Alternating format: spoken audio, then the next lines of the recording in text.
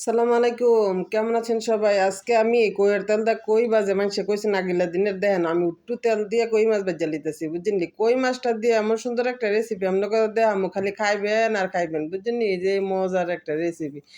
কইলেই করবেন কি আপনারা মাছটা ভাইজা লইবেন। আর ওই যে আপনার কচুরমুখী কয় বুঝছেন নি? আমগো দেশে কয় মেরি কচু, কেউ কয় কচুরমুখী। যাক দুনোটাই কইলাম কেউ জানি মানে চিনতে অসুবিধা না হয়। তারপরে করবেন কি পেঁয়াজ আর তেল দিয়ে সুন্দর করে বাদামি কালার করে লইবেন পেঁয়াজগুলা। তারপরে আপনি হলুদ মরিচ দিয়ে কেমনে তরকারিটা রান্না করতেছি এটা দেন। এই তরকারিটা বাচ্চারা এত পছন্দ করে, আমি পছন্দ করি। আর বুইড়া মিশেও করে গো, বাচ্চারা খালি করে না। বাচ্চাগোর নাম বেরিরা কয় না কথা কথা কয় বাচ্চারা করে, বাচ্চারা করে। বাচ্চারা করে না বুইড়া মিশেরাও করে। খাইয়া দেখেন এভাবে রাইন্দা তাইলে দেখবেন আপনারাও অনেক পছন্দ করে খাইবেন। এভাবে রান্না করলাম আমি আমি যেভাবে রান্না করছি। এরপরে হলুদের গুঁড়া, মরিচের গুঁড়া, স্বাদ মতো লবণ দিবেন, দিয়া তরকারিটা সুন্দর করে কষাবেন। কালারটা দেখছেন কি সুন্দর কালারটা হইছে? এরকম কালারফুল করে রান্না করবেন। আবার ওই যে আইনা ফানসা কালার দিয়েন না, পরে মাইনষে তরকারি দেখলে দৌড় দিবে বসে বাড়ি মুড়ি থুইয়া বুঝছেন নি?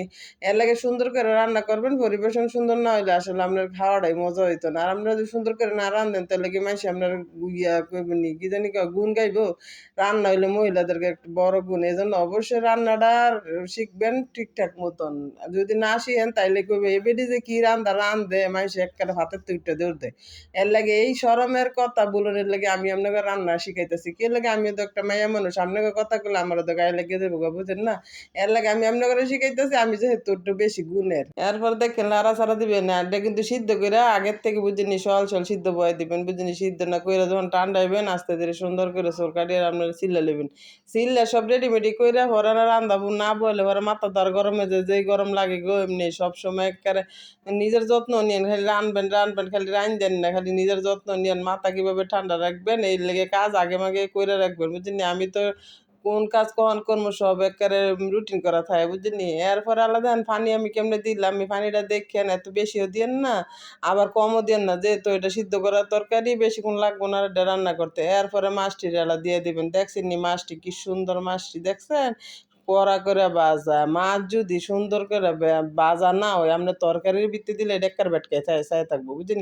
আর মাছটা যদি ভাজা হয় সুন্দর দেখা যাবো দেখতে। এজন্য আমি যেমনি আপনাকে শিখাইতেছি আপনারা ঠিক এভাবে শিখেন, এভাবে রাইন্ধেন তাইলে আমার একটা সুনাম হইব যে ওস্তাদটা বালা এর লাগে ছাত্রীটি বালা, বুঝেন নাই? এর লাগে আমারতে যারা শিখতেছেন অবশ্যই আমার মতো শিখবেন। আমি মিছা কথা কই না গো, মিছা কথা কই না। আমার রান্না খাইয়া সকল তো এক্কার অজ্ঞান হয়ে যাবে মাঝে। একটু দুষ্টামি করলাম, আপনারা আবার কিছু মনে করেন না বুঝছেন? মাঝে রান্নার ফাঁকে একটু হাসা লাগে, না হাসলে আবার মন ভালো থাকে না। মন ভালো না থাকলে রান্না মজা হইতো না। রান্না মজা না হইলে মানুষের প্রশংসা করতেন না বুঝছেন নি? এর লাগে মাঝে হাসবেন, রানবেন, খাইবেন। সবাই ভালো থাকবেন। আল্লাহ হাফেজ, টাটা, বাই বাই।